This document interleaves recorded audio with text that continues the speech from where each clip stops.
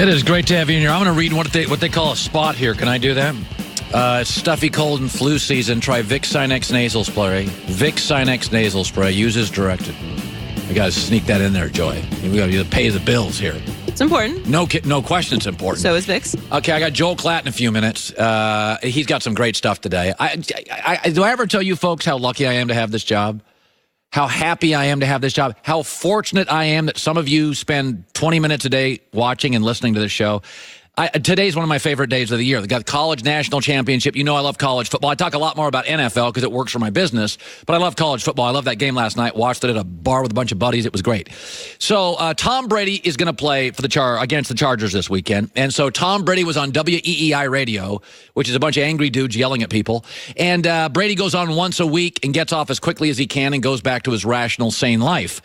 So he was on the radio show this week, and he was talking on Monday about preparing for the Chargers. Here we go.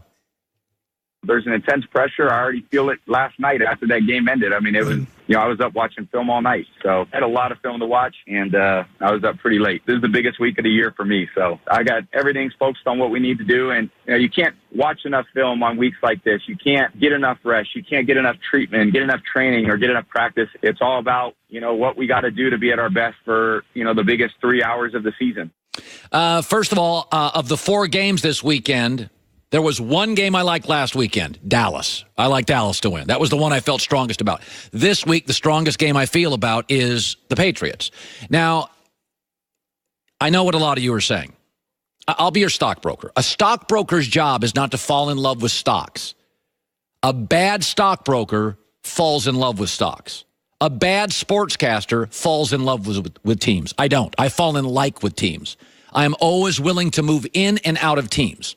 And I said this yesterday on the show. About week 3 of the NFL season, Joey, you were here. I came on the air and I said, the Chargers have the best roster in the league. And all I got was crap. All I got was pushback. All I got was you're a homer. All I got was you're from L.A. I said, no, watch the games. So I bought a ton of stock on the Chargers in week 3. And I have bought a ton of stock on the Chargers. And now you, the public, you saw them beat Baltimore, and now you want to buy the stock, and I'm here to sell it. That's what good stockbrokers do. Because now they're overvalued. They're an overvalued team. They're not going to win the Super Bowl.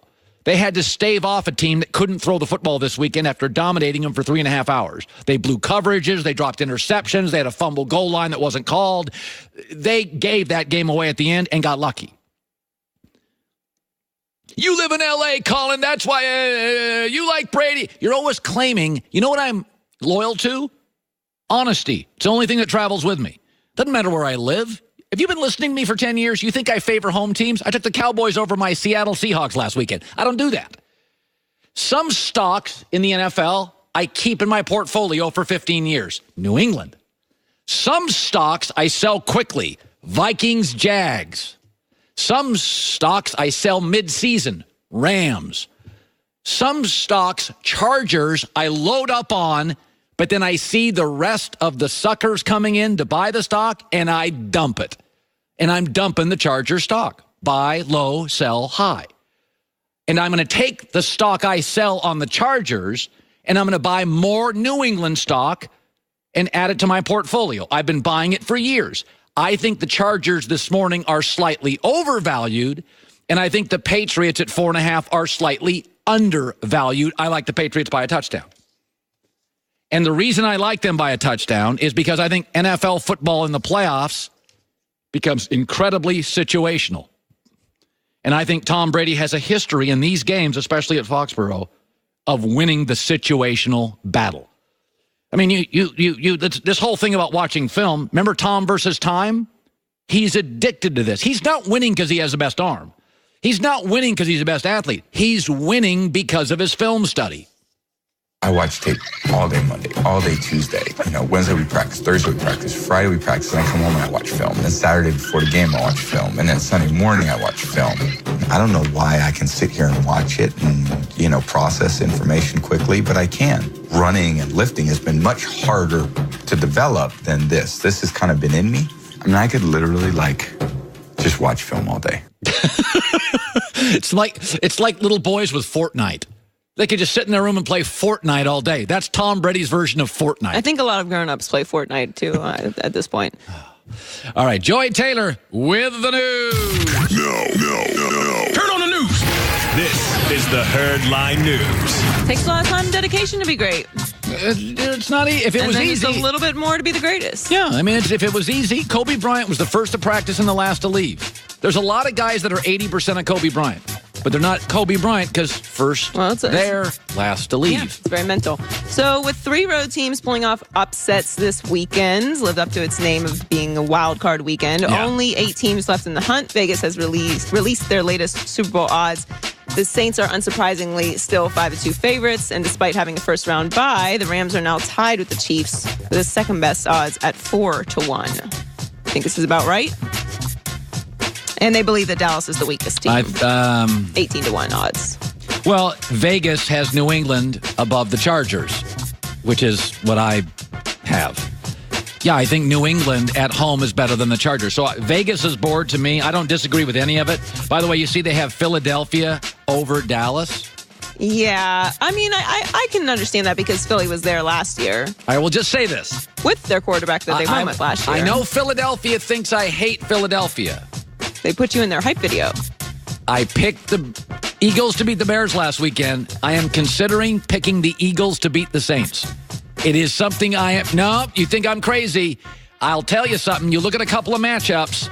That game's going to be very interesting. I'm not ready to go there yet. It's going to be very interesting. You're going to marinate on it a little longer? That's a good one. I'm going to marinate on it. So Trevor Lawrence, the hype train is in full effect. He became the first true freshman in 33 years to win a national championship last night. Lawrence was unstoppable.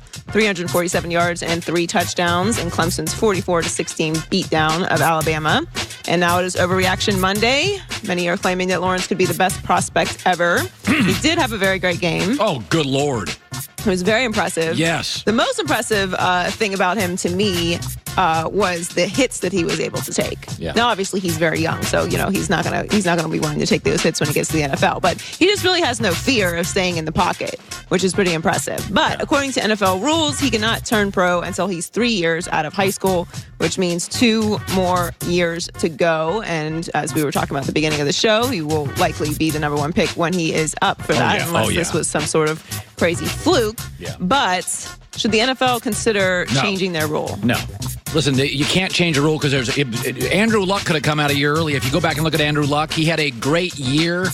Like redshirt sophomore year, Andrew Luck had unbelievable numbers. He stayed in for a year because he wanted to go to college. And can we stop pretending that college sports are evil, that they don't have any value, that the coaches are all evil? Can we stop pretending that college sports is evil? I just think that it is borderline unconstitutional to force a athlete to play for free.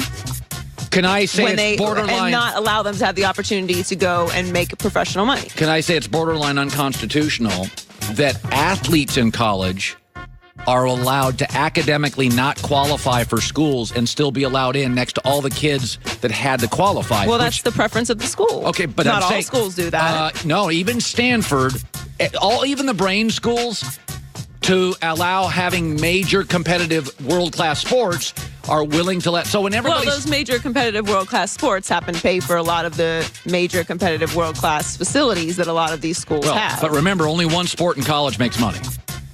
If you have 47 sports, college football pays for all of them. That's the one we're talking about. But I'm saying college football has to pay the bills for everybody. They're saying, and again, you can pay players, do whatever you want. But I'm tired of college sports are evil. No, I don't think that college sports are evil. And I don't think this is for everybody. And also, I think that it's the NFL's option whether to draft a player or not. I don't think this is the answer for everyone. If a kid comes in and he, in his mind, is ready for the draft and he really needs 3 more years of college and he makes himself eligible and then he's done, that's his choice. Right. But I do think that they should be allowed the choice because you can go and develop and play on practice squads or whatever else if a team wants to draft you. I feel like that should be an option. I'm not saying that college sports are evil. That's for everyone. There's very few